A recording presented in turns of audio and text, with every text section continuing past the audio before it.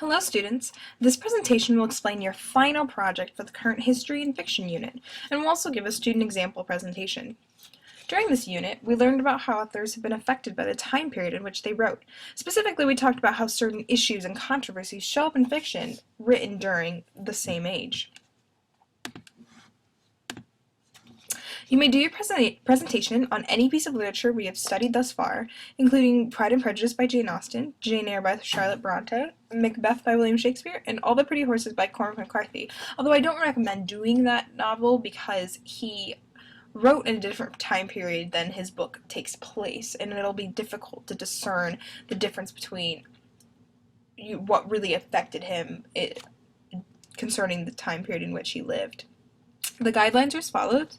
It must be 5 to 10 minutes long, and you'll be presenting these in front of your classmates, so I highly suggest that you practice at home to make sure that you can fulfill that. You must have at least 5 pictures that are cited properly, and you must make a minimum of 3 connections between the author and his or her time period, and these can include major events such as a war, the literary time period. For example, if they lived during the Romantic period, they're probably writing a little bit differently than if they had lived during the Renaissance. And any other influential people that lived during the same period, or any influential people who may have influenced them from different time periods. Please avoid an overuse of bullet points. It tends to lead to reading as opposed to presenting, and if you're just reading off slides, it doesn't show me that you really understood the material. And for example, if you have as many bullet points as there are in the slide, then you definitely have way too many, and you really need to rethink how many you have. And specifically, you will be graded for your accuracy of historical facts, your presentation skills, if you're loud enough, if you're making good eye contact, not reading from your PowerPoints too much, and if you fulfill the length requirement.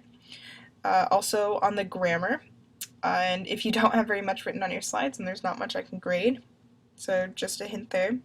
And the creativity of your presentation, and also the creativity of the connections that you make between authors and their time period.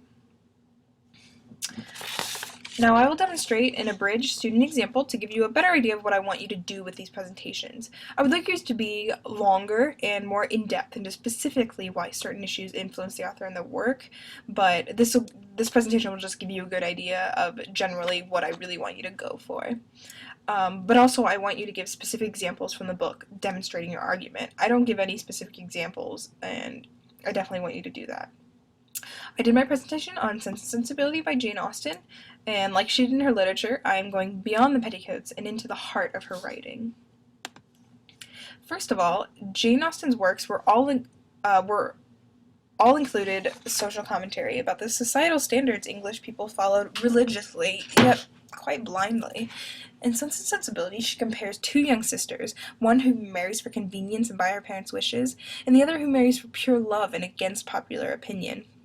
Many critics accuse Jane Austen of staying on the fence as to the better option, but she really demonstrates that happiness is obtainable in either situation, only if the women can realize that she can't strictly live by sense or strictly by sensibility, but really by a combination. Jane Austen, like many early 19th century writers, responded to realism, which was becoming popular during that time in the fields of mathematics, science, and philosophy. Realism saw the world as it was. For example, the Mona Lisa was a picture of a real woman with no discernible features, and landscape paintings were also very popular during this time period. Interestingly, Jane Austen utilizes realism in her argument for sense. She represents events as they were during that time period. Women socialized so that they could be respected and could be married. She denies the belief of realists, though, that there is a set moral code. In Sense and Sensibility, Jane Austen really blurs the line between a proper lady and a flighty little girl as to which is really the fulfilling way to live. Jane Austen also responded to the literary period during the late 18th century called Romanticism. Romantics responded to pure, uncensored emotion. Specifically, they saw rationalization and proof of the wildness of our world as quite terrifying. They saw an abyss at the center of humanity, and they filled that with very strong and almost childlike emotions. Austen, again, embraces and denies this theory. She represents Romanticism, the feeling of freedom, in her depiction of sensibility. The character is impulsive, moody, and strongly driven by her emotions. On the other hand, Austen never offers sensibility as a better characteristic than sense. Following the juxtaposition of the title of her novel, Austen compares sense with sensibility, realism with romanticism, and proper society with a society driven by emotions. Her social commentary on the inner workings of English society demonstrate how people, specifically women, function within the class system. She satirizes both the literary time periods in which she lives, but in a way that neither condemns or glorifies. Here you can see my sources for the pictures used during the presentation. A reminder to really dig into various issues that influence these authors. Make sure to demonstrate both your understanding of the text and the historical time periods. And I can't wait to see what you come up with.